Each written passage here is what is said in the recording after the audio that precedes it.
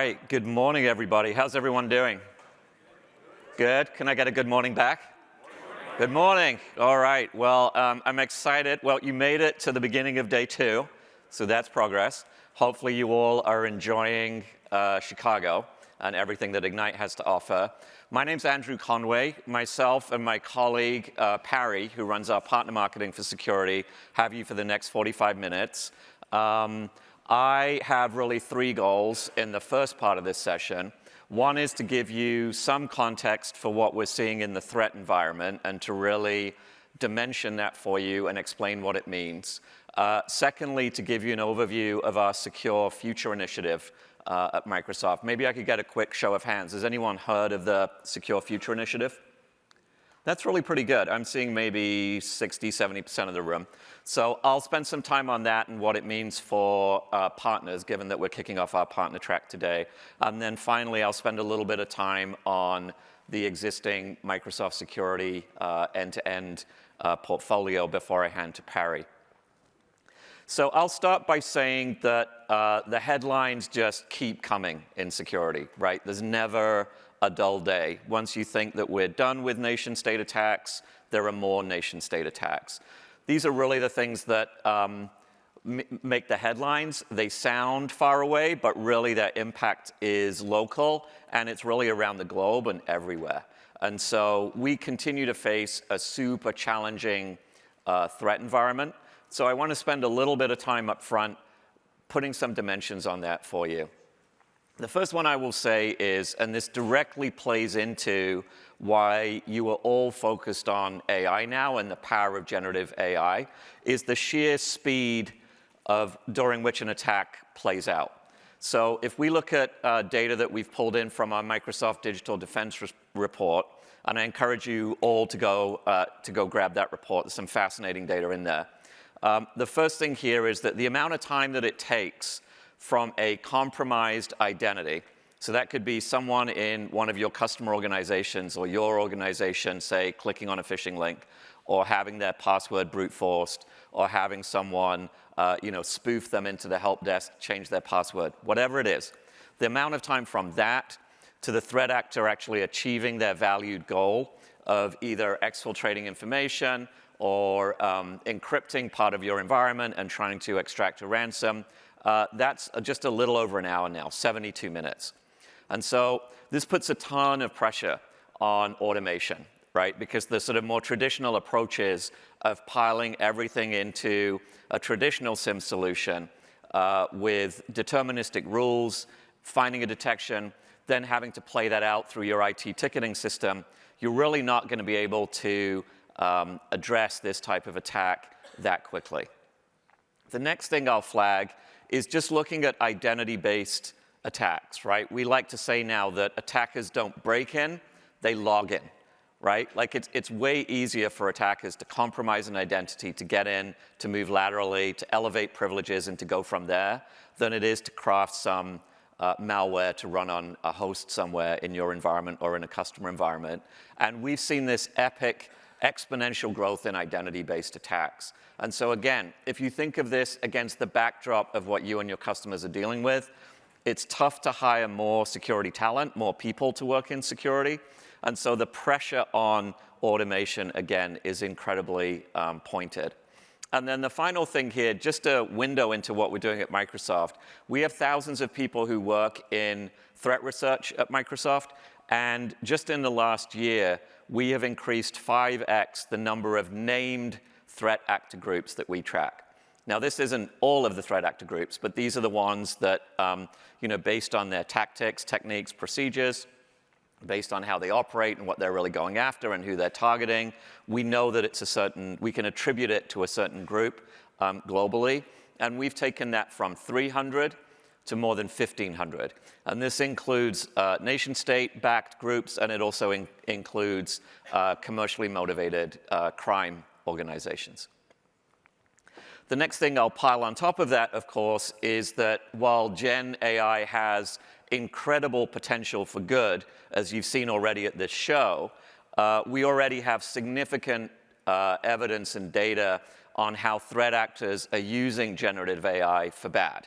That's just how it goes, I guess.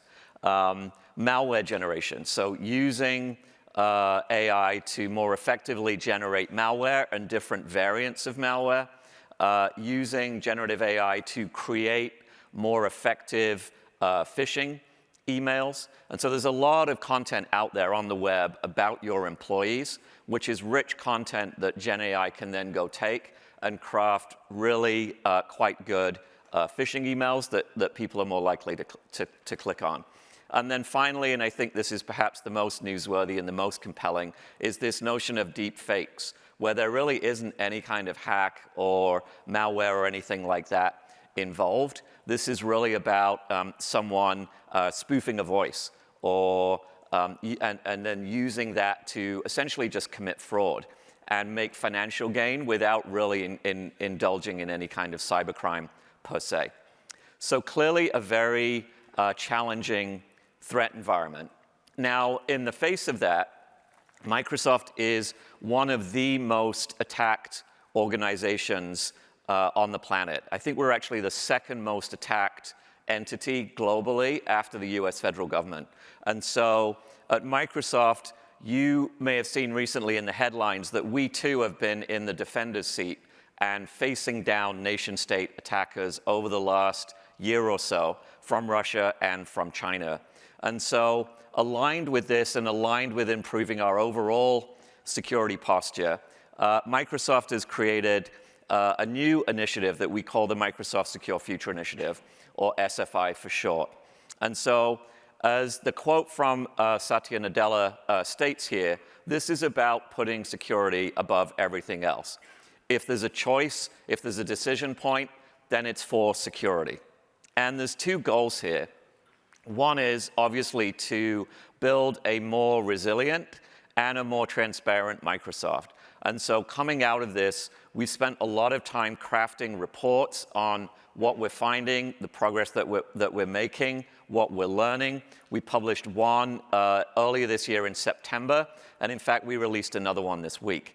And so I would encourage you to go check out Microsoft Secure Future Initiative. There's a ton of data there on what we're doing internally, like I said, and also a ton of guidance that's useful for you as you build your practices and for you as you build more empathy with customers on what they're going through directly. Then the second outcome here, of course, is that we can take that learning and we can feed it into the security tooling that we're building as part of Microsoft Security and across all of our different product categories and product brands. Now, to go to the next level of detail on this, there's really three parts to it. And it's basic, but I will spend time on it. The first one is that obviously it's way easier to get security right at the design stage than it is when you're already operating something, right? So there's a huge focus here on writing secure code, getting rid of vulnerabilities early in that pipeline, and architecting for security. So secure by design for any product and service.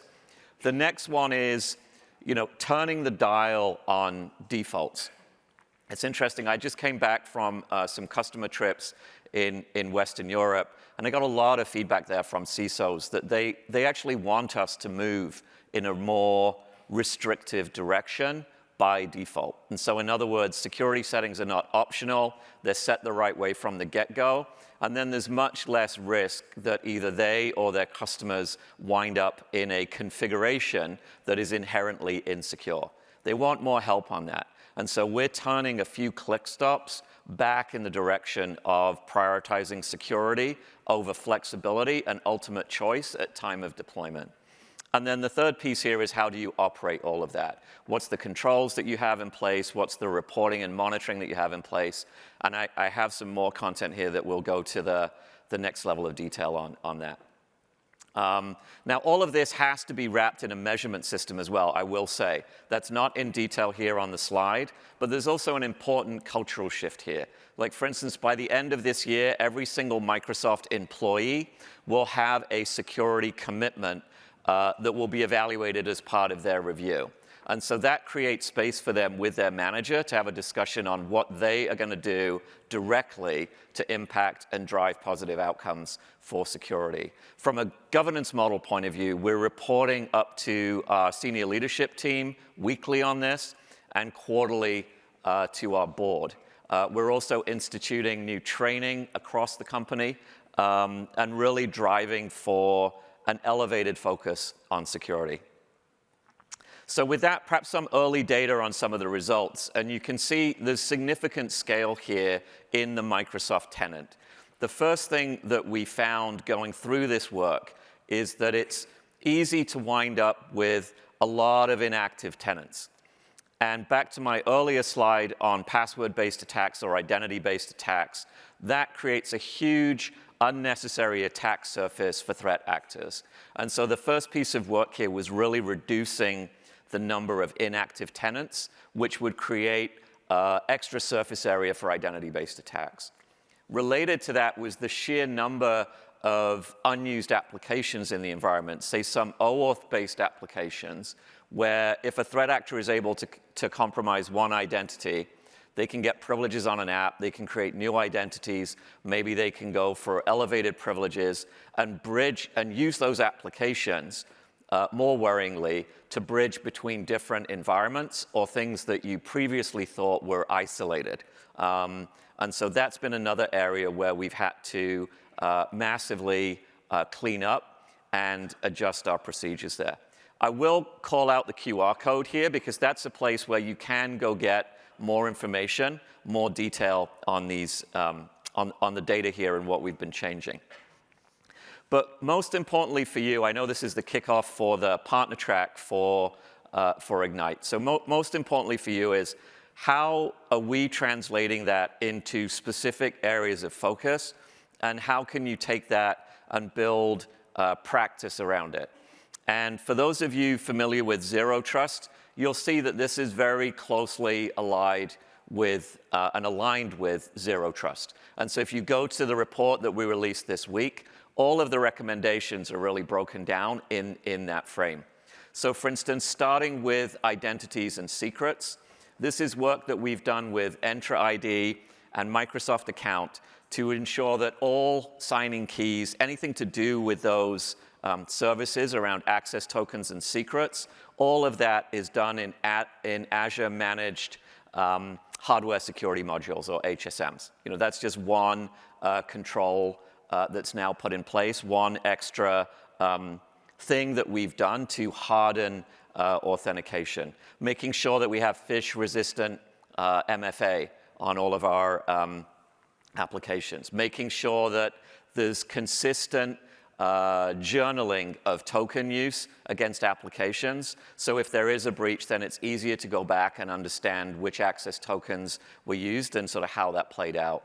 And then standardizing SDKs and authentication libraries so that you've got applications using the most modern, most secure authentication versus insecure legacy protocols. Next thing here I've already spoken about a little bit is protecting tenants and isolating. So that's really where we put all of the work into getting rid of these inactive tenants, millions of inactive tenants, and then making sure that we were getting rid of unused applications which had the potential to bridge between different environments. On the network side, it's really been about building a complete inventory. You know, that sounds simple, but often in cybersecurity, it's those simple things that are the most useful and the most difficult to do well. But on the network side, it was about building an inventory of all the assets, right? Like if you don't know you have something, then it's impossible to secure it. So this was really about establishing visibility. On the engineering system side, it was about moving to common deployment templates across now I think some 85% of all of the engineering work that's done is done against a centrally managed set of deployment templates. And so in other words, you have all of the defaults there set correctly for security, and you don't have individual development teams making choices that are going to make them insecure from the get-go.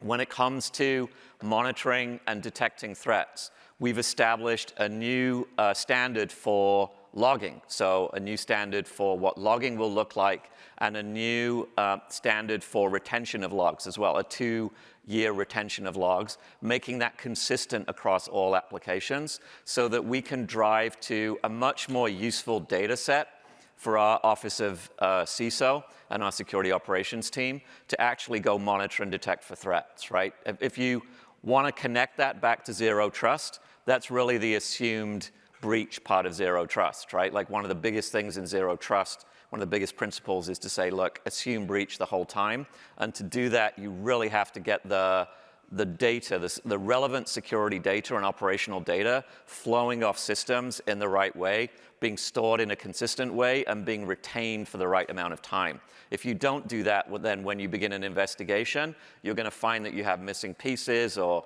inconsistent logging, which makes it difficult to reason over different data sets.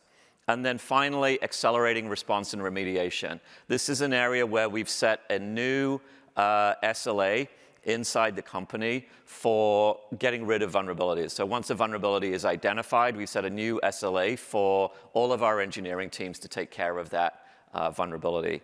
There's another thing that I might add here, just connecting it perhaps to some of the announcements this week. This notion of remediation and then vulnerabilities is, for me, this closing of the loop from security operations, or what I would say is post-boom, into how do you adjust your posture ahead of an event happening, right? So instead of just being focused on post-breach and the detection and the automation, using that step then to drive back changes in posture. So at the show this week, we announced something called Microsoft Security Exposure Management. That's really the beginning of our extended security posture management work that's been guided by some of the internal work that we've done on Secure Future Initiative. And so this isn't only about a more resilient, more transparent Microsoft, it's also about taking that learning and where we can, flowing that into product.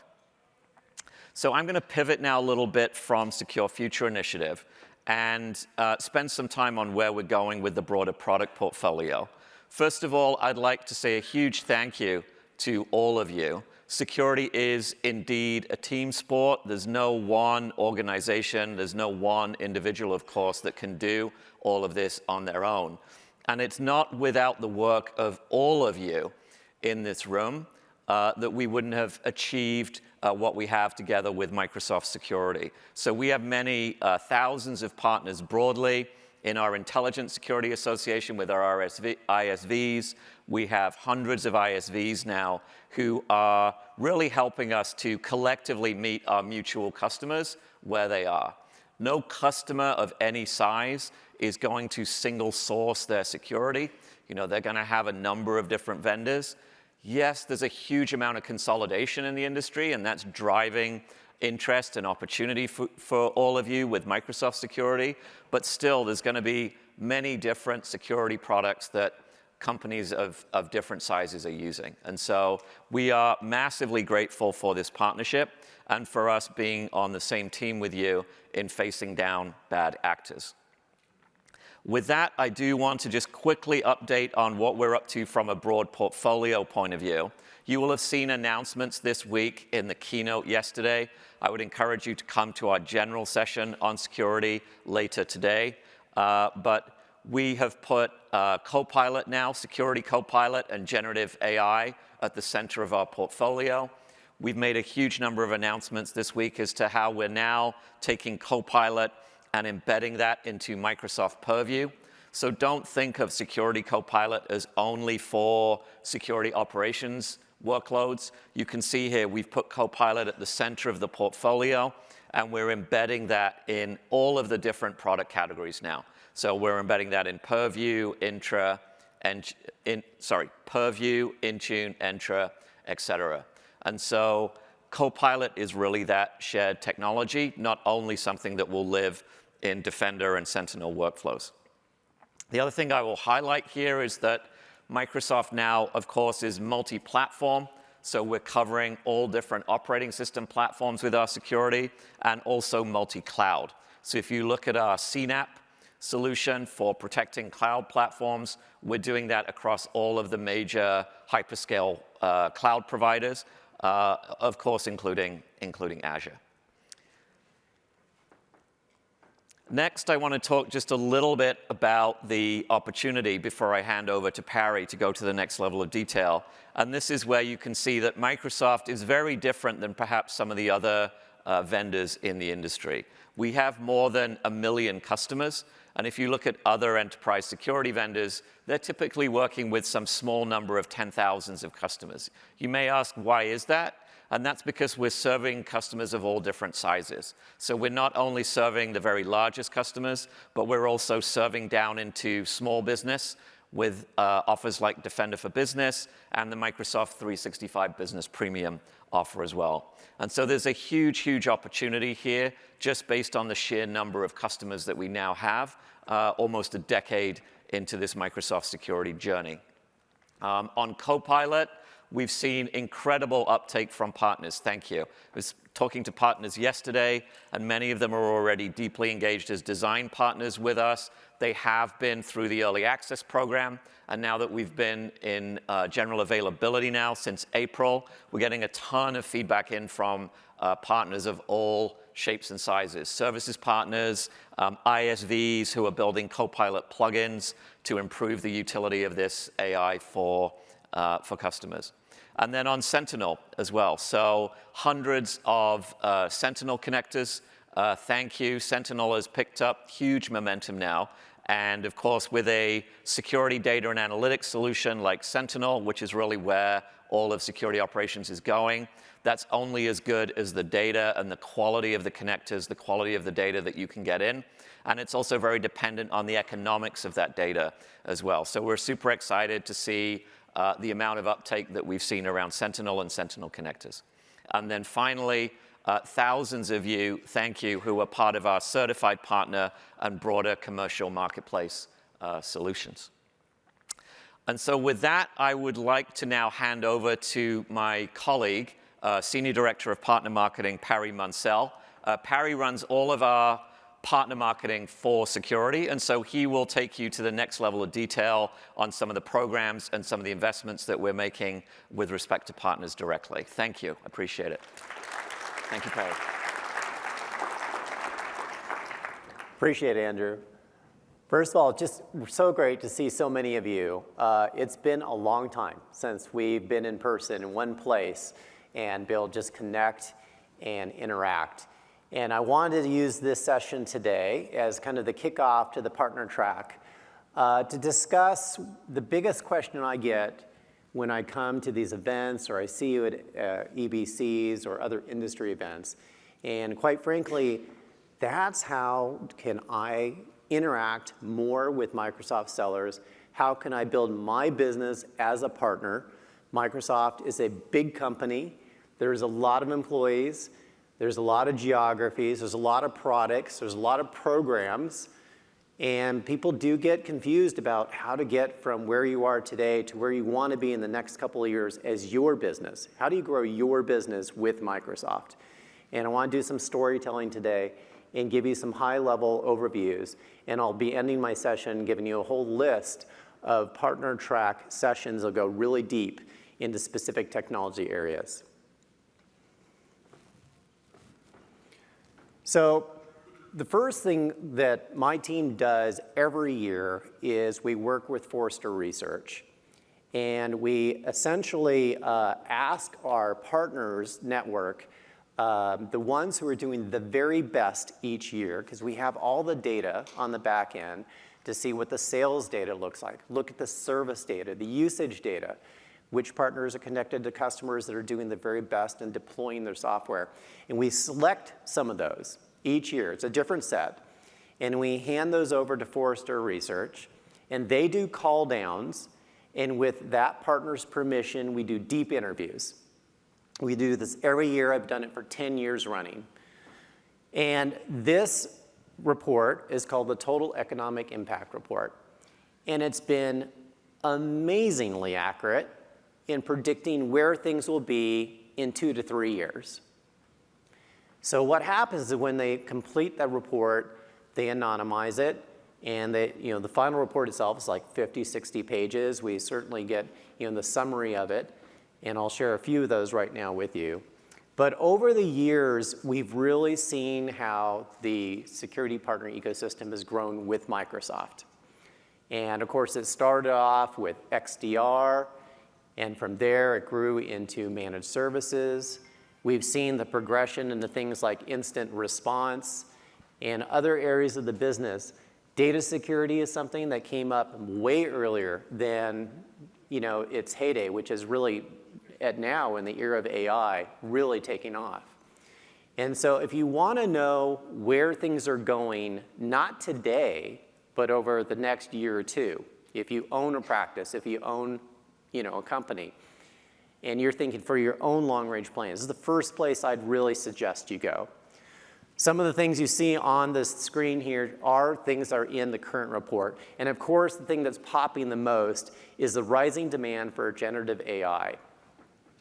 And you're going to hear this over and over and over again this week. I hope you're also hearing this from your customers. But I'm really, in this case, talking about generative AI. And in Microsoft's case, that would be Microsoft 365 Copilot. And you might be asking yourself, wait a minute, this is the security track. So why is the Microsoft 365 Copilot momentum affecting my business? But it's doing so in a super fundamental way, and I'll bring up a couple examples during my presentation today around that. Effectively, it's a great door opener to really start explaining to customers the need for securing their data so that they can deploy that generative AI in a secure, compliant fashion within their companies. The other things on here, I think many of you have probably seen a lot, and we do see in the TEI report a lot of consistency year over year, but there's always one or two things that pop, and this year is the generative AI. The other place I look when I want to know where the ecosystem is going is I ask you. And so we have advisory councils all over the world. We go and we sit with partners. In some cases, partners come to Redmond, Washington, and they sit with us. And we have deep conversations about what Microsoft's working on, what we're doing well, what we're not doing well, how can we improve our models. And it's a feedback loop. And I can assure you that through our advisory councils, we've made real fundamental changes in our partner programs over the years because of feedback from partners like yourself directly through those sessions. But we also internally kind of create a list of things that we hear on a consistent basis in these sessions. And I'm going to focus on that first top row for a second here.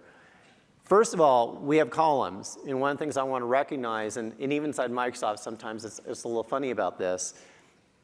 I don't like the word partner. Partner is a very generic word. What kind of partner? Are you a professional services partner? Do you provide remote managed SOC services? Are you an ISV, a software vendor? Are you a transacting partner? Do you sell CSP through the CSP, Cloud Service Provider program? Do you sell software to your customer? Those are very different models, and our partners are complex. Some of you do multiple different business models here. But it's important, even inside Microsoft, to recognize that diversity. And we're seeing different areas of the businesses kind of excel in different spots right now. One of the things I'd really like to bring up in the managed service provider business is like this transition we've gone through from taking customers to the cloud. That was literally the first thing we did, right, together. Can you remember those days? Moving people from on-prem Exchange into Exchange Online. Remember how painful that was? All those poor Lotus Notes users, right? And then from there, it was securing the cloud, right? Then remote managed servicing with SOC and SIM. And more recently, we've really gotten into really asking our partners like you to think about things like advanced services in areas like instant response. We're asking every customer, what happens if you're compromised at 6 p.m. on a Friday night? Who do you call? If you don't have that answer, then you are at risk. That's not the time to start looking for a provider. Having an SLA, knowing somebody will be there within hours to protect you. And things like an instant response contract are a very, very low cost to a customer insurance policy. And so I ask each of you in the audience, if you have a managed services practice and you don't have a specific instant response program, consider it, because Microsoft is actively asking the million customers out there that use our security products to not only have a managed services provider, an MSSP, but also have an instant response contract, either from the same provider or sometimes as a layered security model from a secondary provider. And that's through partners like yourself. Just to show you kind of where we're taking the industry and where we really want to integrate you more and more into what we're doing. So the biggest question I do get is, how do I co-sell with Microsoft? That is by far the first thing that happens when we sit down together. And I want to talk a little bit quickly about how Microsoft sells so that you can integrate into that. We have literally tens of thousands of Microsoft full-time employees around the world who are dedicated to working directly with customers. Like your sales teams, they have ratios. And depending on the size of the customer, that can be a 5-to-1, a 20-to-1, a 50-to-1, 150-to-1. Some of these salespeople have been with the company for 15, 20 years, true veterans. And others have been with the company 5 days. So think about it in terms of like, and this is a rotation all the time, right? So how do you take a sales team and efficiently train them on best practices? So at Microsoft, we use a concept called solution plays. If you could raise your hand, has anyone heard of the concept of solution plays at Microsoft? Okay, that's great. And the reason it's great, you know, if I had this conversation in front of our customer audience, I feel a little bad about that.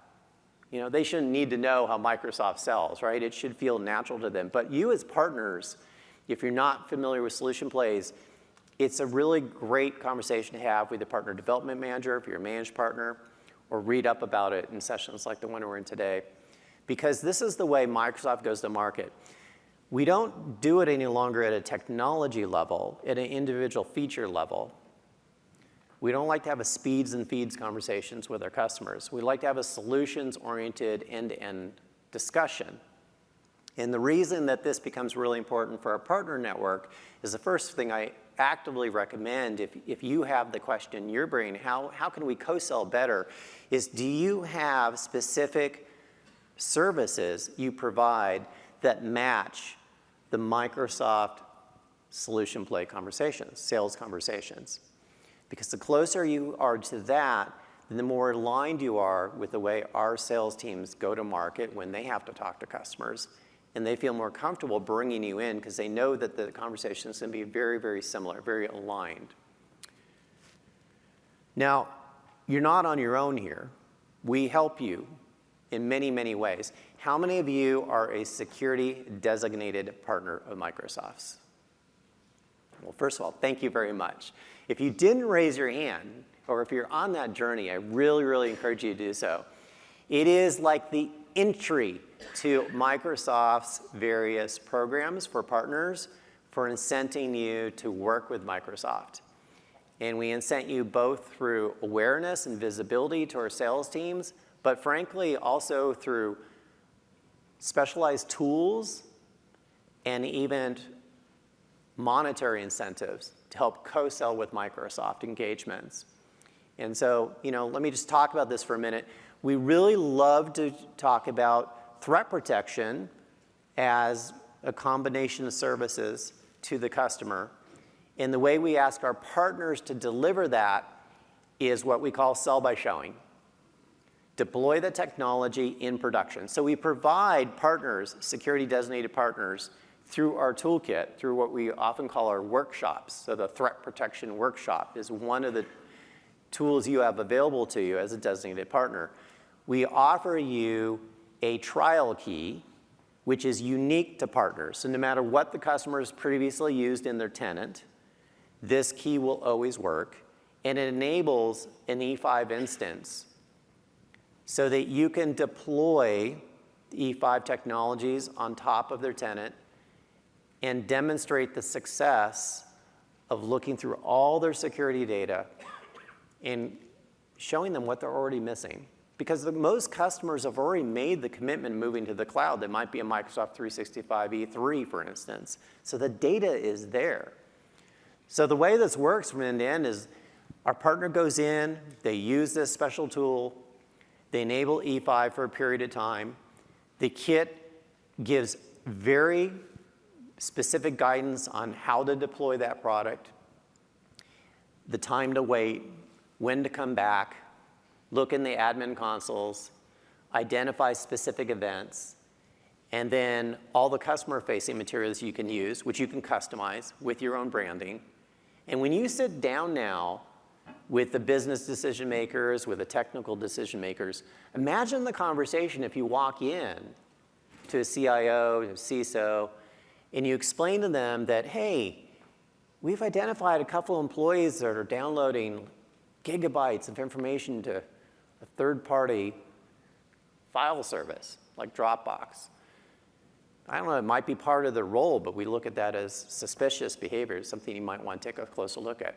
Hey, we've identified this other employee that's signing in from 2 different locations around the world within an hour. That's an impossible travel event.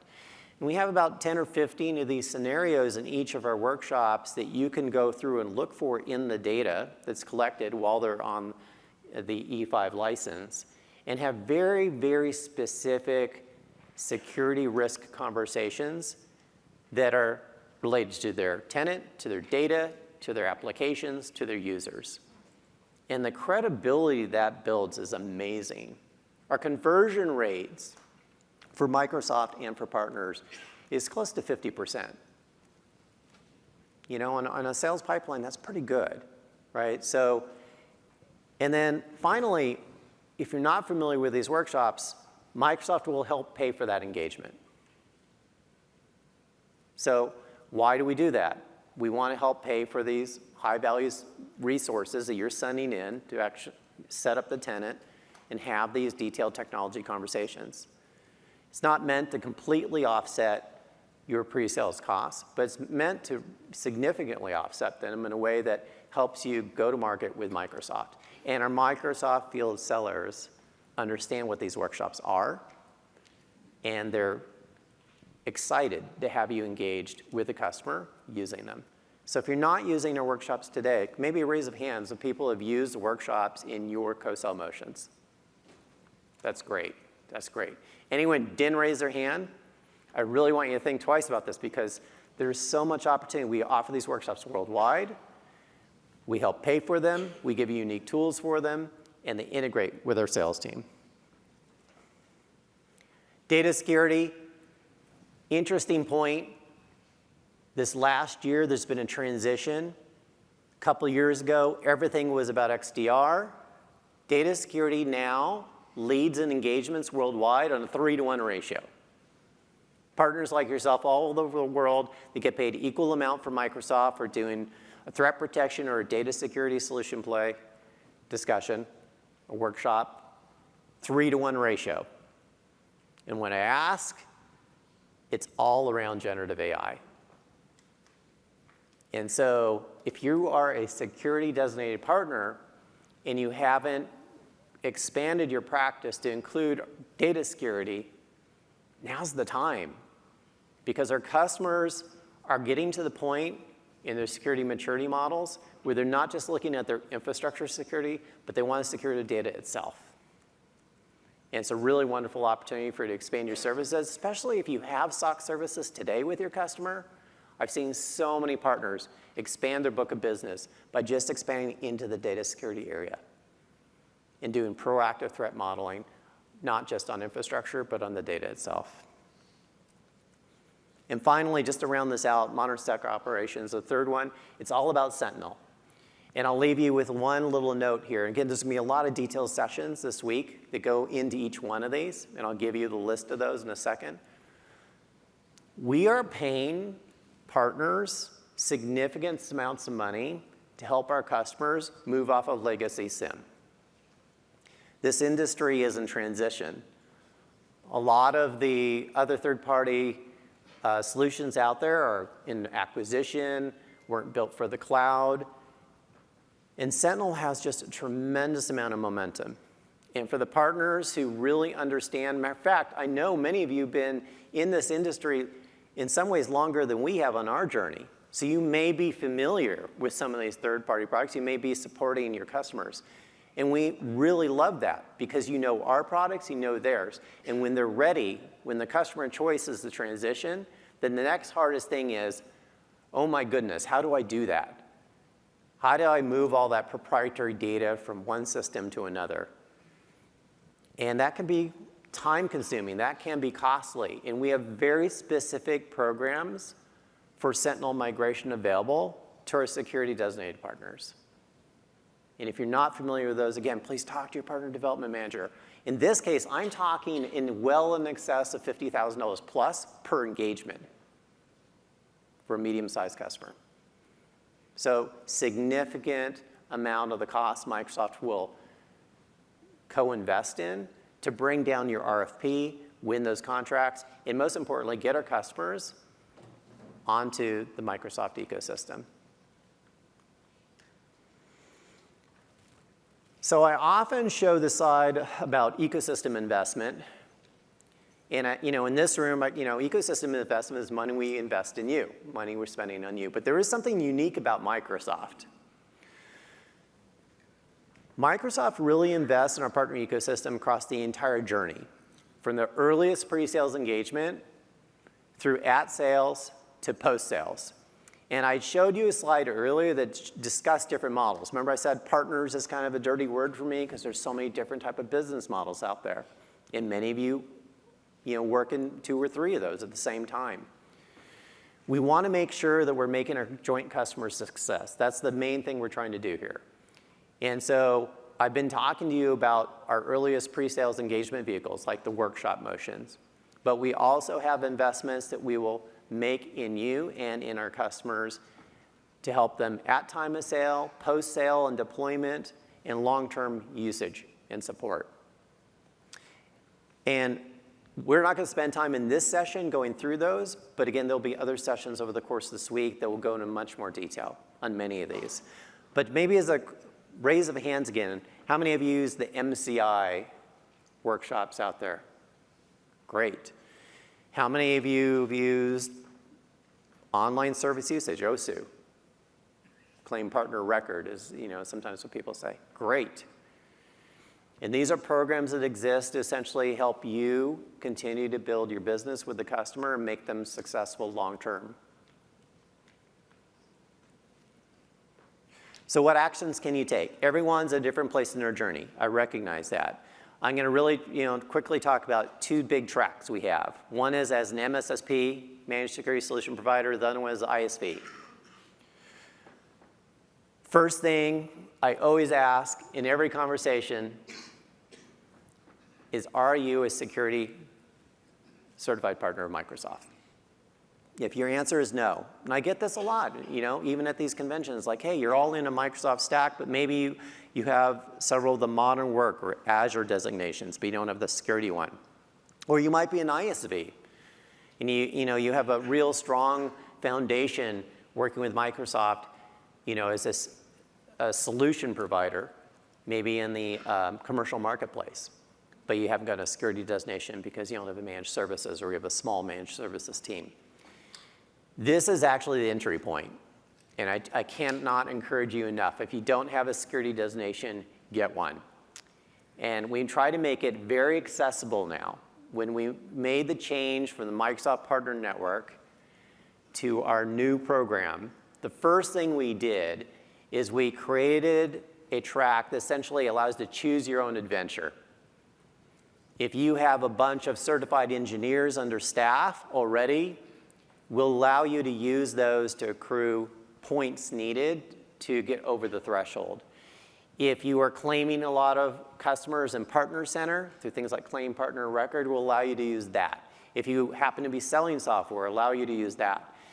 And essentially, it's a point system. You have to get to about 70 points out of 100 in order to get your security designation.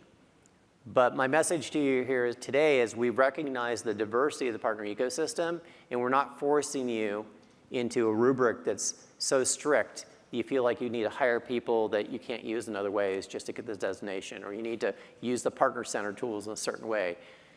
You have a choice here, and if you don't have the security designation, we really encourage you to look into that. Once you're designated, how many of you have security specializations? Wonderful. Secret, why do you get security designations? Why do you get specializations? Well, as you go up the ladder in these qualifications, you're hitting Microsoft's radar screen more and more. And some of the incentive programs that I was talking about earlier only become available to you as you become security specialized, not just security designated. And then how you're doing within the specialization designation.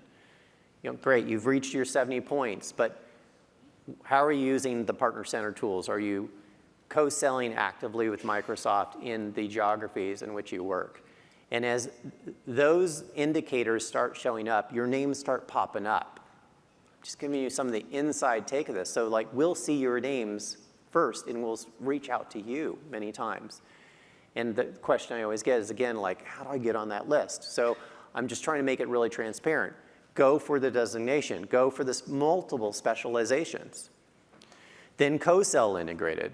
Well, I was talking about those workshops.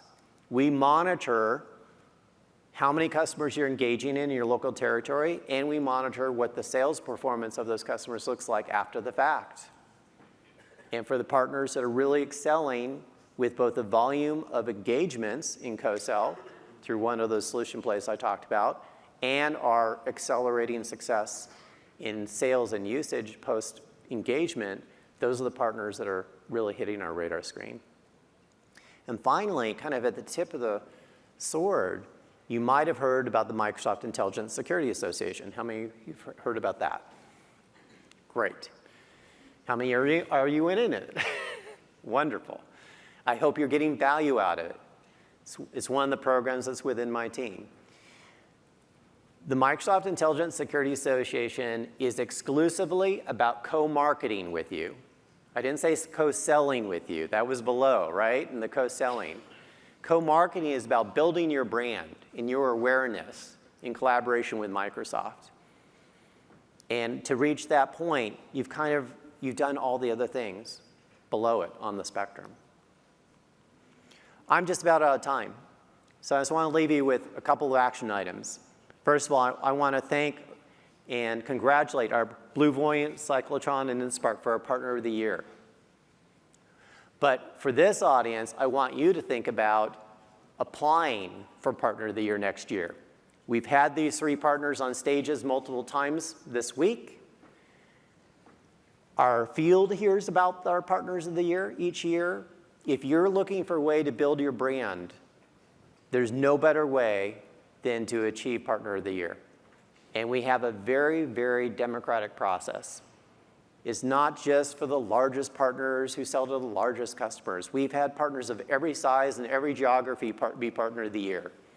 More importantly to us is a really great story about what you're doing unique in the industry that's changing the rules of the game, that's helping our customers. Thank you for your time. I'm going to leave you with just a couple of places to go. Quickly, you can get materials on a lot of the programs I talked about, particularly at the Microsoft Security Partner link on the right-hand side of your screen. And then finally, we have a whole set of sessions ahead of you today. So thank you very much. We appreciate it. I hope we will see you at many of these other sessions over the course of the next 2 days, 3 days. Enjoy the show. Thank you.